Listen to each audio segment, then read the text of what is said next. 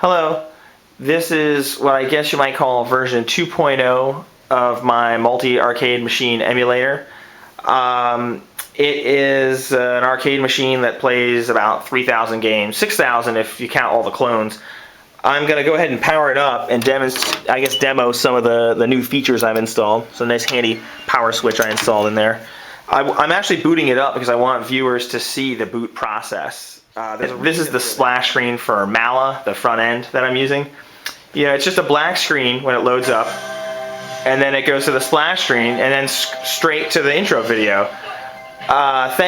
Big thanks goes out to Delusional for the intro video. He did that video himself and loaded it up to the web for everybody to use. Really makes a big difference. I love this intro video. It's a lot better than the one that I was using. So what I wanted to point out about the boot sequence, why I'm having everybody watch, why I wanted people to see the boot sequence, is because I think it's really important to point out, there's a Windows machine running these arcade cabinets. It's a Windows machine inside the box. And I think it's really important to hide Windows, hide Windows. Do the work, the extra work, hack your Windows. There's a lot of really great guides or link to guides on BYOAC, Build Your Own Arcade Controls forums. There's a wiki, I think. It's important, hide your loading screens for Windows. You're welcome to Windows splash screen. Your mouse, you should hide that. I guess the best place to start is the LightGuns. It's probably the thing that most people might be interested in. So I'm going to go ahead and navigate to some good LightGun games. I've got a couple different categories here. Let's go into arcade favorites. While I'm navigating around, I think we'll try. I think Terminator 2 is a good one to demonstrate the LightGuns on. A lot of fun. Another thing before I let's see, it's loading up.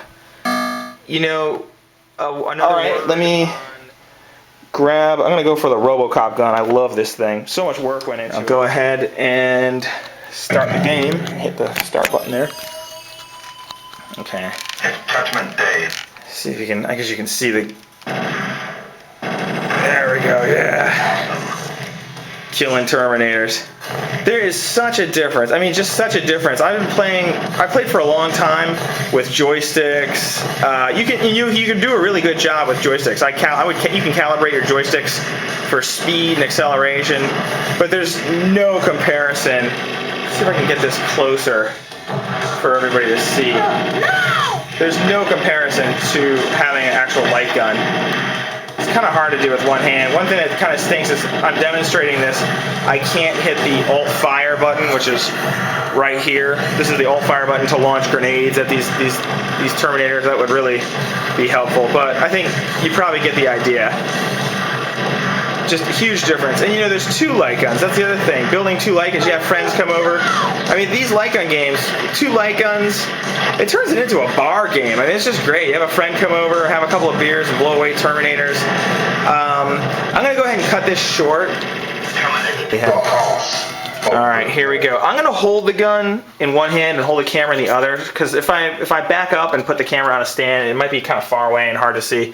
Then later on, I'll show you dual light gun support. I'll demo a little bit of this.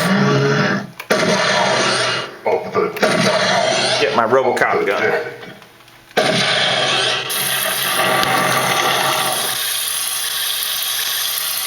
Alright, here we go. Over there.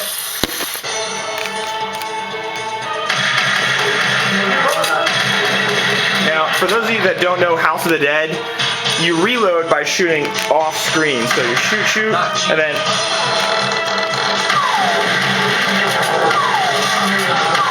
I don't know. I'm gonna pause it, and I'm gonna back away and put this on a stand over here, and then I can demonstrate how this works. You basically reload your gun by shooting anywhere off screen. You'll get the idea once you see me going. So here we go, and then I'll load. I'll have dual light guns. I'll show you a little bit of each. So shoot, and then reload by shooting downward. You'll hear the click, the reload click. So you'll get the idea.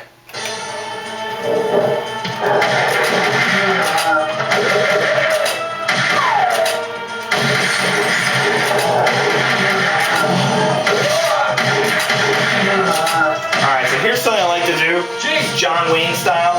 You know, the trigger fanning, like Clint Eastwood fanning the trigger. You put your finger in here. You can do it this way. Watch. See how fast that goes? Skip this.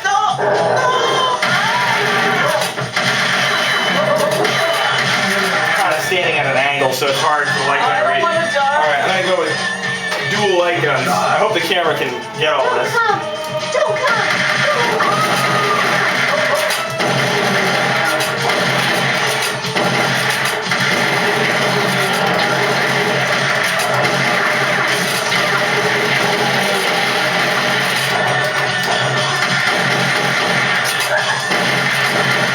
That's probably enough of that. Alright, let's get out of here. Exit back to the Mala menu. Nice and seamless too. It just goes right back to the original application. Trying to shut down on me. Okay, well, all there is left, because this video is starting to get a little long, is Mujin. I guess I'll talk about that, and full screen video, which I'll get into in a second. Mujin is a fighting engine. It's a 2D fighting engine that was released in 1999 as open source, open code. It's a worldwide community, just grassroots movement, grassroots garage programming. It's open source, which means anybody can program for it. I'm going to go ahead in there and load it up. So, and people have been writing their own characters, creating their own characters and graphics and sound effects and everything for Mujin since 1999. And it's totally, again, since it's open source, you can go into your own Mujin build. There's hundreds of builds out there. Go into your own Mujin build and take things from other builds, mix and match, and add your own elements. You'll see from this intro, I'm using what's known as I'm going to point, I don't know if you can see my finger here, I'm pointing the Broken Mujin build. That's the title sequence I'm using. I didn't create that myself. But once you get inside, I'll just go ahead and load it up. Once you get inside, it's all me. I put whatever music I want in there. I have my own layout of characters. Here, you'll see, I don't know if you can see how close you can see, there are 275 characters I have loaded up in here. 275 character fighting game. It's crazy. People are going out there and paying all this money for Marvel vs. Capcom because it's 36 characters. What are you guys talking about, man? You have unlimited characters. It's not all balanced, but you see you've got guys from Mortal Kombat.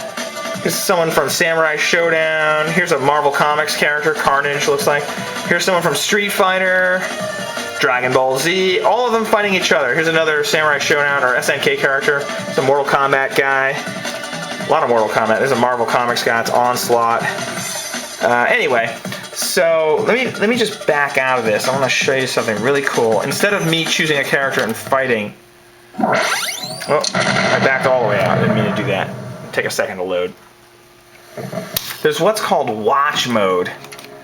Now, other people have talked about this, but you basically can select your own character. I guess we can choose, actually, I don't even care. Okay, let's choose Jubei from Samurai Showdown. And then you select the opponent character. So I'm selecting my own character and the other guy's character. I don't know. Who should we take? Who cares? You can even choose boss characters. Maybe we just do that. Really interesting. The dragon from Dungeons and Dragons. Why not? And you have the computer. The idea is you have the computer fight the characters for you. Now, don't get the wrong idea. This is a two-player game. You can fight against your friends. You can fight you against the computer. But I think this feature is one of the best. This is awesome.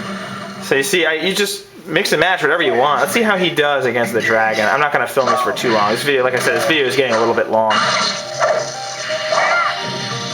He's getting slaughtered. Oh. Alright, well, you get the idea. Mujin is awesome, and it just never ends. Every time I go online, I see new characters.